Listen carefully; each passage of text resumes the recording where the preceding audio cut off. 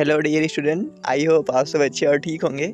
और आप सबका एंट्रेंस भी ख़त्म हो गया होगा। जो भी आप जिस यूनिवर्सिटी जिस एग्ज़ाम के लिए आपने एंट्रेंस दिया था वो ख़त्म हो चुका होगा। तो मेनली आज मैं यहाँ पे आप सबसे बात करने वाला हूँ कि आप सबको बीएचयू में अगर आ रहे हैं, आप एमएससी करने, बीएससी करने या किसी भी कोर्स में इनरोल करने, तो आप सबको बीएचयू में आके क्या क्या फ़ायदे मिलने वाले हैं, आपका क्या क्या चीज़ें हैं जिसे आप यूटिलाइज़ करेंगे। बहुत सारी चीज़ें हो सकता है आपको पता हो, बहुत सारी चीज़ें नई जानकारी दूंगा। तो इस वीडियो के लिए लाइक का बटन दबा दीजिए। इस वीडियो को लाइक हम रखते हैं 50 लाइक्स, ओनली 50 लाइक्स। ओके, तो चलिए हम वीडियो को शुरू करते हैं। तो सबसे पहले आपका एंट्रेंस तो ख़त्म हो गया है, सीयूईटी हो गया, जो भी है अभी एचयू का, एलकेओ, सारा एंट्रेंस ख़त्म हो गया।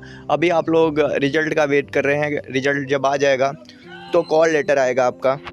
कॉल लेटर आपके ईमेल पे आएगा, आपको पता चलेगा कि आपको काउंसलिंग के लिए बुलाया गया है। उसमें आपको पता चल जाएगा, वो लिस्ट सबका निकलेगा कि कौन कौन क्वालिफाई किया है, रैंक कितना है। तो उसी आधार पे, आपके रैंक के आधार पे जितना मतलब मान लीजिए बीएचयू में जो भी है, एमएससी की बात करूँ, एमएससी बॉटनी का तो 80 से 82 सीट है। 80 से 82 सीट है तो मान के चलिए 8 त्रिक के 24 यानी कि 250 लोग काउंसलिंग में शायद बुलाए जाएँ। तो वहाँ पे आपको काउंसलिंग में जाना है। आपको जो इसेंशियल डॉक्यूमेंट है आपका, वो सारी चीज़ें लेके जाना है। फिर अब आगे बात करता हूँ फ़ी स्ट्रक्चर का, कि एडमिशन में फ़ी स्ट्रक्चर और सीट डिस्ट्रीब्यूशन कैसे है आपका। तो फ़ी देखिए, नॉर्मली अगर आप रेगुलर सीट में हो जाता है, आपका रैंक अच्छा रहता है, रेगुलर सीट पे अगर आपका एडमिशन होता है तो आपको ले दे के 3500 यानी कि 3500 रुपये में के अंदर अंदर आपका एडमिशन हो जाएगा। लेकिन यहाँ पे कुछ कैटेगरी ऐसी भी आती हैं, जैसे कि यहाँ पे, जैसा आप सबको पता है, जनरल, ओबीसी, एससी, एसटी या पीएच कैंडिडेट, और एक होता है आपका जो एम्प्लॉय कैटेगरी होता है, इकोनॉमिकली वीकर सेक्शन भी इसी में आ जाते हैं। तो नॉर्मली जो होता है ये सब का अपना रैंक के आधार पे होता है। जनरल वालों को यहाँ पे थोड़ा सा परेशानी की सामना करना पड़ सकता है कि उनका अच्छा रैंक भी है, नंबर भी है, लेकिन उनको एडमिशन नहीं मिल रहा है। लेकिन जो और हैं उनका, जैसे मान लीजिए एम्प्लॉय कैटेगरी का देख लें। एम्प्लॉय कैटेगरी में लास्ट टाइम मेरे टाइम पे 70-72 नंबर पे भी एडमिशन हुआ था। जनरल वाले 230-32 ला के भी एडमिशन नहीं पा पाए थे। तो ये सारी हालत होती है। तो देखिए, यहाँ पे फ़ी स्ट्रक्चर का जो बात है, रेगुलर की मैंने बात कर ली, 3500 में हो जाएगा। लेकिन यहाँ पे मान लीजिए 80 सीट की बात मैं कर रहा हूँ, तो 80 सीट में से 70 सीट पे इन लोगों ने रेगुलर दे दिया। 10 सीटें होती हैं और कुछ सीटें होती है जो बाद में कुछ लोग एडमिशन लेने के बाद छोड़ते हैं। तो 10 से 12 सीट का ये लोग पेड देते हैं, पेड पे अपना एडमिशन देते हैं। तो पेड का क्राइटेरिया कैसे बनता है, कट ऑफ कैसे बनता है, मान लीजिए कि आपका 230 नंबर तक जिनका था रेगुलर पे हो गया, तो जिनका 219 225 नंबर है, तो उनको ईमेल से, कॉल पे आएगा कि आपका पेड पे आपका नाम आया है, क्या आप एडमिशन लेना चाहते हैं। तो अगर आप पेड सीट पे जाते हैं तो आपको 45,000 या 48,000 देना पड़ेगा विथ रेगुलर फ़ी। ठीक है, ये हो गया आपको पर सेमेस्टर ले दे के। आपको अगर पेड सीट पे जाते हैं तो 1 से 1.5 लाख रुपए आपको एमएससी करने में लग जाएगी। और रेगुलर में बने रहते हैं तो रेगुलर 3,000 3500 ऐसे जमा कर दिया। फिर पर सेमेस्टर आप 800 865 ऐसे जमा करते जाएंगे और आपकी एमएससी ऐसे कंप्लीट हो जाएगी।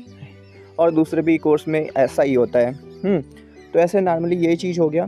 अब आगे हम बात करते हैं, मान लीजिए आपका एडमिशन हो गया, फिर आपको क्लास के लिए जाना है। क्लासेस बीएचयू की जो भी है, क्लासेस थोड़ी हेक्टिक होती हैं। आपका क्लास जो है सुबह मान लीजिए 10 बजे से चलता है, फिर प्रैक्टिकल वैक्टिकल लेके आप मान लीजिए 9 बजे आते हैं डिपार्टमेंट में, तो आपको अपने रूम पे, अपने हॉस्टल पहुंचने में 9 से 5 बज जाएगा। तो आपका पूरा दिन बिजी रहने वाला है। अब हम इंटरेस्टिंग पार्ट पे स्विच करते हैं, बात करते हैं बीएचयू में क्या क्या आपको सारी मिलने वाली हैं सुविधाएं। तो देखिए, बीएचयू में सबसे पहले बात करते हैं, मान लीजिए बीएचयू में जिनको हॉस्टल की बात करते हैं। हॉस्टल किनको किनको मिलता है, हॉस्टल की क्या क्राइटेरिया है।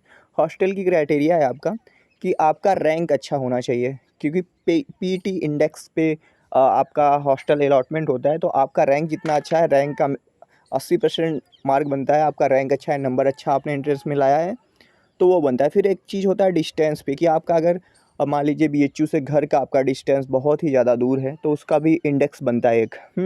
तो उसका 20 नंबर दिया जाता है और रैंक से 80 नंबर, पूरा 100 नंबर में से मिलता है। और आपका हॉस्टल अलॉटमेंट होता है। हॉस्टल अलॉटमेंट में चीज़ें ये होती है कि लड़कों के लिए तो हॉस्टल लगभग सभी लड़कों को मिल जाता है, कुछ लड़के बच जाते हैं। लेकिन लड़कियों को मैं एमएससी बॉटनी की बात कर रहा हूँ, लड़कियों में हॉस्टल मिलने में थोड़ी सी प्रॉब्लम होती है, जिनका मान लीजिए नंबर वंबर कम आता है, क्योंकि शायद उनके लिए हॉस्टल में रूम कम है। तो इसलिए आपका अच्छा नंबर रहेगा तो आपको हॉस्टल अलॉट हो जाएगा। जब हॉस्टल अलॉटमेंट का फ़ी जमा कर देंगे, मान लीजिए हॉस्टल अलॉटमेंट के लिए जो भी पैसा आप देते हैं 3000 3200, तो वो आपका सिक्योरिटी मनी उसमें कुछ रहता है, जो आप बाद में आप वहाँ से पढ़ के वापस आते हैं तो कुछ पैसे आपके वापस भी होते हैं। डेली हॉस्टल में आप रहते हैं, हॉस्टल के खर्चे की बात कर लूँ तो हॉस्टल में मान लीजिए 60 रुपये का खाना। अभी जब हम लोग थे, मैं तो हॉस्टल में रहा नहीं, लेकिन कभी कभी जाता था, तो यहाँ तक मान लीजिए हॉस्टल में रहने के 150 रुपये आपके डेली के खर्च हैं। और संडे को हॉस्टल में आपको खाना नहीं मिलता, तो संडे को आपको बाहर जाके आउटिंग करके खाना पड़ेगा बढ़िया बढ़िया। ये भी होता है। अभी मिलता है, जब हम लोग थे तो नहीं मिलता था। वैसे भी संडे को लड़कों वड़कों में मिलता नहीं था, तो जाते ही थे। शायद लड़कियों में मिलता है। तो इसका ये हो गया, और बढ़िया फैसिलिटी है। अब हम ट्रांसपोर्ट की बात करते हैं। अगर आप बीएचयू में पढ़ते हैं, बीएचयू में आ गए, आपका एडमिशन हो गया है, तो बीएचयू में देखिए कहीं भी आने जाने के लिए कैंपस के अंदर वहाँ पे फ्री बस सर्विस चलती है। आपको वहाँ पे बस हमेशा आधे आधे घंटे पे आपको लंका गेट है, ठीक है, सर सुंदरलाल हॉस्पिटल के पास, ठीक है, वहाँ पे रहती है वीटी तक। वीटी टेम्पल आपने सुना होगा, तो वहाँ तक आपका पूरा बस का आवाजाही रहती है। आप हर आधे घंटे पे बस निकलती है वीटी से लंका के लिए और लंका से वीटी के लिए।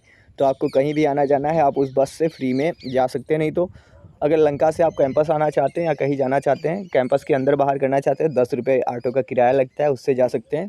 ये हो गई फ्री बस सेवा का। अगर आप बीएचयू में पढ़ने आते हैं तो अब आपको चीज़ें बहुत अच्छी अच्छी मिलने वाली हैं। फ्री वाईफाई, आपको यहाँ पे आके वाईफाई का मतलब भरना पड़ेगा फॉर्म, बहुत ही जल्दी एक्टिवेट हो जाता है। 2 से 3 दिन लगता है आपको बीएचयू में आएंगे ना, सबसे पहले आपका आइडेंटिटी कार्ड बनेगा। आइडेंटिटी कार्ड आपके डिपार्टमेंट से बनेगा, तो वो बन जाएगा। उसको बनाने के बाद आपको करना क्या है, फिर वो वाईफाई का फॉर्म भर देना है, वो एक्टिवेट हो जाएगा। तो आपको पर डे, हम लोग जब थे तो 4 जीबी कहते थे कि 4 जीबी मिलता है, लेकिन ऐसा था नहीं। हम लोग तो 4 से 5 6 8 जीबी तक यूज कर लेते थे, तब जाके कोटा समाप्त होता था। तो मान के चलिए, आपको अगर बीएचयू के अंदर रहते तो आपको इंटरनेट का रिचार्ज तो कराना नहीं पड़ता है, आपको फ्री में इंटरनेट सेवा मिलती है। आप देख सकते हैं, सारा चीज़ कर सकते हैं। तो ये हो गई फ्री वाईफाई के बारे में बात। अब बात करते हैं लाइब्रेरी की बात, कि लाइब्रेरी की क्या खासियत है बीएचयू में। तो आपने आइडेंटिटी कार्ड बनवा लिया है, आइडेंटिटी कार्ड के बाद आपको लाइब्रेरी का फॉर्म भरना है। बीएचयू में 2 तरह की लाइब्रेरी, 3 तरह की एक्चुअली लाइब्रेरी है। एक जो है सेंट्रल लाइब्रेरी है, जहाँ पे बहुत सारी ढेर सारी किताबें रखी हैं, बहुत सारा, एकदम बहुत बड़ा लाइब्रेरी है। तो आपको वहाँ पे फॉर्म भरना है, आपको लाइब्रेरी कार्ड बनवाना है। वहाँ पे कुछ आपको पर्चियाँ मिल जाएंगी, आसमानी आसमानी कलर का 4 पर्चियाँ। तो उससे आप बुक आप ले सकते हैं 1 महीने के तक पढ़ने के लिए। कोई भी बुक आप निकलवा के ले जा सकते हैं। 1 महीने के बाद आपको जमा करना होता है। और लाइब्रेरी में इतनी अच्छी फैसिलिटी है ना, एकदम मस्त बढ़िया सा, बहुत बड़ा है। वहाँ पे आप जाके बैठ के पढ़ सकते हैं। ओके, ये सेंट्रल लाइब्रेरी होगी। और एक है साइबर लाइब्रेरी। साइबर लाइब्रेरी में वो एकदम सेंट्रल और साइबर में अगर मुझे चूज़ करना रहे तो मैं तो साइबर में जाता था, बहुत ही अच्छा। वहाँ पे एकदम चेयर भी एकदम फ्लेक्सिबल बढ़िया सब, और कंप्यूटर भी वर्किंग। हाँ, ऐसा कह सकते हैं कि सारा कंप्यूटर वर्किंग नहीं है साइबर में। वहाँ पे कुछ कंप्यूटर में डिफ़ॉल्ट भी है, तो डिफ़ॉल्ट नहीं, फॉल्ट है, ठीक है। तो आप साइबर में भी जाके अपना पढ़ सकते हैं। साइबर में आप लैपटॉप ये सब नहीं लेके जा सकते हैं, सेंट्रल में लेके जा सकते हैं। एक लाइब्रेरी होती है जो आपकी डिपार्टमेंट में लाइब्रेरी होती है, वो हर एक डिपार्टमेंट में प्रेजेंट होती है। वो भी काफ़ी अच्छी लाइब्रेरी है, और वहाँ पे ज़्यादा भीड़ नहीं होता, कुछ कम ही लोग होते हैं, वहाँ पे भी आप शांति से। तो ये सब लाइब्रेरी की सुविधा होगी, जो कि बहुत ही अच्छा है। फिर अब बात करते हैं कि आप बीएचयू में आने के बाद बहुत आते हैं फर्स्ट सेमेस्टर में, तो चिल करते हैं, सब इधर उधर घूमते हैं। तो बीएचयू में आने के बाद भाई वीटी की समोसे चाय तो बहुत ही फेमस है। वहाँ पे आप जाएंगे, आपको जब भी टाइम मिलता है आप चाय पीने चले जाएंगे। आप पहले से चाय पीते हो या ना पीते हो, लेकिन बीएचयू में आने के बाद एक चीज़ की आदत लगने वाली है, वो चाय है। आप दिन में, शाम को, दोपहर में, हर समय चाय पीते नज़र आएंगे।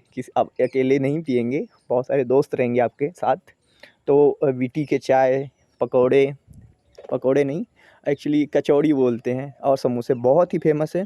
वीटी पे घूमने के लिए मंदिर भी है। यहाँ पे आपको जब भी पढ़ाई से आपका रिलैक्स मिलता है, आप वहाँ पे चले जाते हैं। फिर बगल में आपका बॉटनिकल गार्डन भी है, बहुत ही अच्छा है। यहाँ पे जाके आप विजिट कर सकते हैं, सारा चीज़ स्टडी कर सकते हैं। वहाँ पे बैठ के प्लांट, जो भी नोट्स बनाना है, आपको प्रैक्टिकल करना है, कुछ भी कर सकते हैं। फिर अब ये सारी हो गई बीएचयू की बातें। क्लासेस के बारे में मैंने कर चुका हूँ। फिर अब बात करते हैं कि बीएचयू के बाहर कहाँ जा सकते हैं। बीएचयू के बाहर जब लोग निकलते हैं तो जाते हैं अस्सी घाट पे। अस्सी घाट पे घूमते हैं लोग, वहाँ पे नौका विहार करते हैं। फिर बहुत सारी चीज़ें हैं बीएचयू में, बस पढ़ाई इतना चीज़ मैं कहूँगा कि मैं बीएचयू में गया, सारा चीज़ें 2 साल का एक्सपीरियंस बहुत ही अच्छा रहा। एक चीज़ होती है कि बीएचयू में आने के बाद मतलब चाहे जैसा भी स्टूडेंट हो, देखिए बीएचयू में ना अब नॉर्मल स्टूडेंट जो होते हैं ना, बिलो एवरेज वाले, वो नहीं पहुंच पाते। ये एक कटु सत्य है कि बिलो एवरेज वाले जो स्टूडेंट हैं वो एंट्रेंस देते हैं, नहीं क्वालिफाई होता है। बीएचयू में जितने भी पढ़ने वाले होते हैं ना, एक बात मैंने नोटिस किया है, जो भी स्टूडेंट है वो जहाँ से भी पढ़ के आए वहाँ के वो टॉपर होते हैं। ठीक है, टॉपर मतलब ये नहीं कि वो फर्स्ट ही होते हैं, लेकिन काफ़ी अच्छे स्टूडेंट होते हैं जो बीएचयू में सिलेक्शन लेके आते हैं। अब जिनका मान लीजिए कैटेगरी पे हो रहा है या जिनका कुछ ऐसे छूट दे के हो रहा है, तो वो हो सकता है नीचे रहें, लेकिन जो अच्छा रैंक, मान लीजिए कि जैसे 20 से 30 रैंक के अंदर आ रहे हैं, मान लीजिए एक क्लास में 80 लोग हैं, 80 स्टूडेंट हैं, तो उसमें से 20-25 को एलिमिनेट कर दिया जाए, तो जो बाकी बचे ना 50 से 55 स्टूडेंट, वो लोग काफ़ी होते हैं। और यही बात बीएचयू की ख़ास आप बनाती है कि आप पहले से ना पढ़ते हो, लेकिन बीएचयू जाने के बाद आपको एक ऐसा माहौल मिलेगा ना, ऐसा माहौल मिलेगा कि आप एकाएक पढ़ने की तरफ रुख मोड़ देंगे। एक कंपटीशन, एक लोगों का मतलब वहाँ पे ऐसा माहौल ही है कि एक पढ़ाई का माहौल हर जगह, प्रैक्टिकल है, ये है, दोस्त हैं, हर जगह बहुत अच्छे से लोग करते हैं मैनेज वहाँ पे। और सारा चीज़ है यही, बीएचयू में आइए, पढ़िए, बहुत कुछ चीज़ सीखने को मिलेगा। और जो भी चीज़ें आपको और कुछ पूछनी हो बीएचयू के बारे में, अब मैंने बता दिया क्या क्या चीज़ें यहाँ पे। और हाँ, एक चीज़ नहीं मेंशन कर पाया कि आपको बीएचयू में आएंगे, आपको हेल्थ कार्ड, हेल्थ डायरी एक बनवाना पड़ता है। वहाँ पे हेल्थ सेंटर है स्टूडेंट के लिए, वहाँ पे आपको कोई भी दिक्कत होती है, आप हेल्थ सेंटर जाएंगे, आप वहाँ पे पर्ची कटवाएंगे अपने हेल्थ डायरी दिखा के। पर्ची कटवाने के बाद आपको फ्री में कोई भी मेडिसिन रहे, कोई भी दिक्कत रहे, आपको वहाँ से मिलेगा। फिर और अगर आपको कोई, भगवान ना करे ऐसा हो, अगर इशू होता है कोई सीरियस, तो आपको सर सुंदरलाल हॉस्पिटल है, वहाँ पे जाएंगे अपना हेल्थ डायरी लेके। तो वहाँ पे आपको चाहे जितनी भी भीड़ रहे, आपको फर्स्ट प्रायोरिटी दिया जाएगा, क्योंकि you are a BHU student. तो बीएचयू की बहुत बड़ी गाथाएँ हैं, बहुत अच्छी अच्छी। तो हम बात करते रहेंगे और आप सबको मोटिवेट करते रहेंगे कि आपको बीएचयू में क्यों आना चाहिए और बीएचयू में क्यों पढ़ना चाहिए। ओके, चलता हूँ मैं, मिलूँगा किसी और नेक्स्ट वीडियो में, किसी और नए टॉपिक के साथ, किसी और नए डिस्कशन के साथ।